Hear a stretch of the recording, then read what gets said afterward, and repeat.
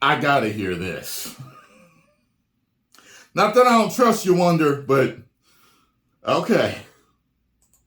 What if I told you that the film The Marvels is actually going to fix a big problem a lot of fans have had with the Marvel Cinematic Universe lately? And no, I'm not kidding. To my surprise, I have actually seen a lot of hype for The Marvels, aka Captain Marvel 2, which comes as a pleasant surprise. Because what problem you're talking about? I do really like to dog on the first Captain Marvel film, in which I even have to say myself, I wasn't the biggest fan of. However, I will say that The Marvels does truly look like it's going to be a great movie. But here's the kicker. Regardless of how the movie does, regardless of whether it is good or it is bad, it's going to fix a problem that a lot of fans have had with the MCU lately. And it's going to do it in a pretty big way. And that is connectivity. Or rather, I should say, big connectivity. Because we have had connectivity in the MCU, it's just not on a very large scale. Take Miss Marvel, for example. It connected to Captain Marvel. She is a Captain Marvel superfan. They went to Avengers Con. It connected to the overall MCU. We just didn't, at the time, see that it had any really huge impact. The same thing goes for WandaVision. It connected to Multiverse of Madness. It set the whole thing up. But what fans have been missing is that connectivity to the overall huge threat that a big bad would have for a saga. And not to mention, Phase 4 opened with huge multiversal implications with Loki. And that hasn't really been addressed too much, except for Doctor Strange in the Multiverse of Madness, in which it didn't even reference the events of Loki, they just simply mentioned incursions, and they jumped across the multiverse a little bit. However, the Marvels is going to connect, and it's going to set up a lot moving forward in the MCU. In fact, this is going to directly connect to Avengers Kang Dynasty. So let's talk about how this could fix that big connectivity problem that Marvel Studios seems to be having right now. But first, if you're new, be sure to subscribe. They do have a connectivity problem. It's not like it was. You're automatically entered in our giveaway for a chance to I do understand what he's talking about. Some Marvel Legends items or some DC items. The winner. I knew it wasn't going to fix the woke problem.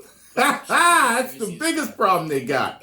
Marvel right now, with Phase 4, 5, and 6, are kind of doing what they did with Phase 1, 2, and 3. In the Infinity Saga, we weren't introduced to Thanos until the post-credit scene for the first Avengers film. From there, it was another 2 years until we saw Thanos again in the first Guardians of the Galaxy movie. And then we didn't see him again until the next Avengers film, Age of Ultron. And this is kind of where everything started to come together for the Infinity Stone concept, and the reveal that Thanos had the Infinity Gauntlet and was actively searching for them now. Marvel Studios right now isn't that far off. They introduced He Who Remains in Loki in Phase 4, the first phase of this new saga. But he wasn't teased as such a big bad yet. He was teased that he could potentially be a huge threat, but since he let Loki and Sylvie kill him and talked about how dangerous his variants were, more dangerous than him, more evil than him, he himself didn't seem like such a big bad at the time, despite his warning of what would happen if they killed him. So that was our first tease of our big bad in the first phase of this new saga. Now we're only a little bit into Phase 5, but we've already had our big bad tease in Ant-Man and the Wasp: Quantumania. Then we're going to get Loki Season 2, and Loki Season 2 is different because we now know how big of a threat Kang is thanks to Loki Season 1 and Ant-Man Quantumania. So here is where our big bad comes into play in a really big way. So if you think about it that way, this saga is kind of on par with the Infinity Saga. Like I mentioned, the only issue that we've run into is nothing else really seems connected to the bigger picture, which is Kang and his variants wanting to take control over the multiverse and causing incursions. The problem is everything feels pretty separated. Multiverse of Madness explored the multiverse but really wasn't connected to Loki. Loki introduced He Who Remains and talked about these evil variants, but Ant-Man and the Wasp: Quantumania didn't seem connected to Loki at all, besides the fact that it was the same actor playing a version of Kang.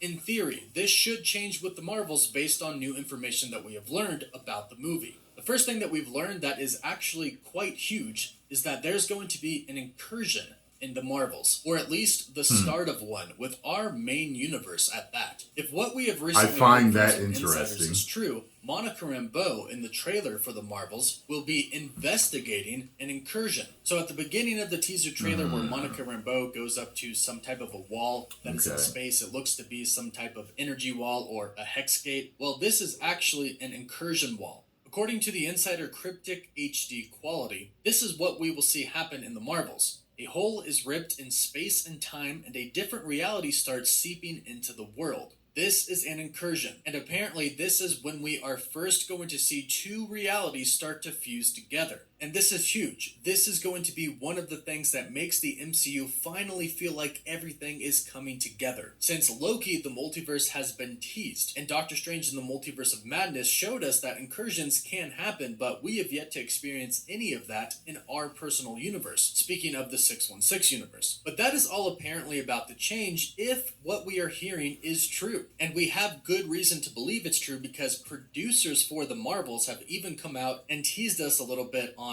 what exactly is going to happen in the Marvels and how it sets up Kang Dynasty and Secret Wars. Well, first and foremost, the director Nia DaCosta said, "You'll get enough of the story of how and why Dar-Benn has acquired the bangle."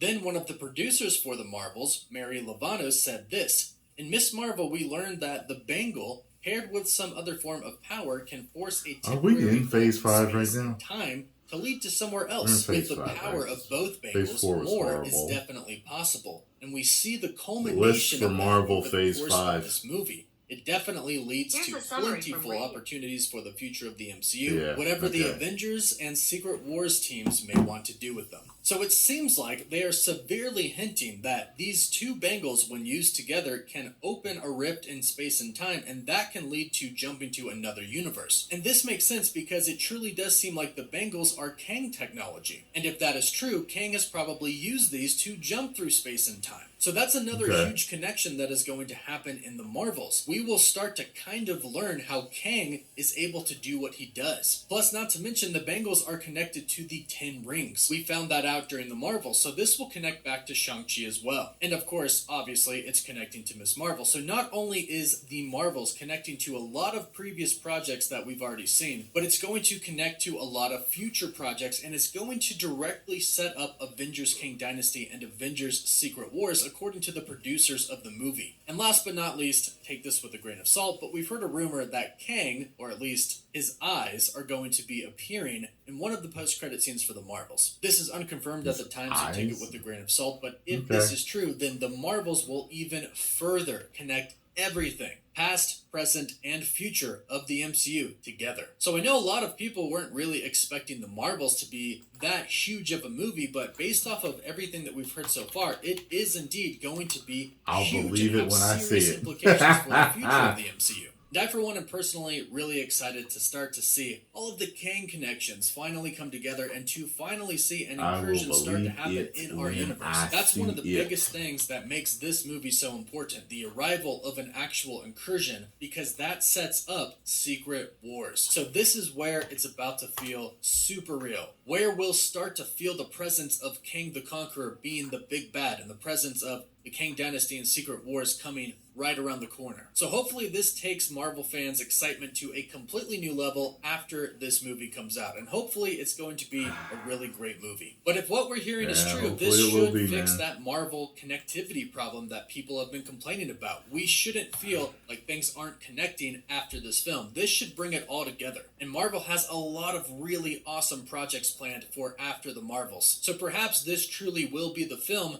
that makes the MCU kind of turn around in its current point. That combined with Marvel Studios' new plan to make Disney Plus shows kind of feel like these big events, it seems like the MCU really is about to take a big turn for if the this better. movie turns, forward, my since there opinion, is an around incursion happening in the MCU, we can expect other projects to possibly address this and connect to Kang Dynasty and Secret Wars as well. So, hold on to your hope and get excited for the future of the Marvel Cinematic Universe. Kang Dynasty and Secret Wars should be absolutely insane, and everything that is going to happen in between and even before. But go ahead and let us know. I'm going to try to believe you, Cosmic. In the comments down below. If this I'm going to try to believe you, man. Connected, do you think this will fix that kind of empty hole in people's stomachs that people have been feeling due to the lack of connectivity in the MCU? It might fix that Will it part. be resolved if everything that has been rumored to happen actually happens in this movie? Go ahead and let us know all of your thoughts about this in the comments down below. And of course, don't forget to like the video and subscribe so you can stay up to date on all the MCU news. Let me tell you Follow something. us on Instagram and Twitter as well. And as always, thank you all so much for watching. Woof woof. I would be shocked if this turns out to be a great movie. Like, if I come out like, if it's great, like, I'll like come out like, I can't believe this. It was a great movie. Holy Scarlet, can you believe it? Right? They're not going to, when I get home, they're not going to believe me when I do my review. They will not believe, they're not going to believe me. They're expecting the glass to break and Stone Cold to come walking out. That is what they are expecting. Oh man, I think they're going to be happy. This could be the turnaround. They connected stuff and it was actually good. Oh man. However, in the real universe, that was an alternate universe. Post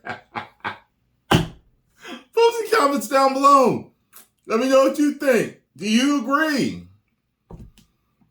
Do you not agree? What do you guys think? Get over and subscribe to Cosmic Wonder.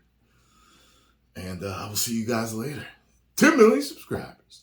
Woo!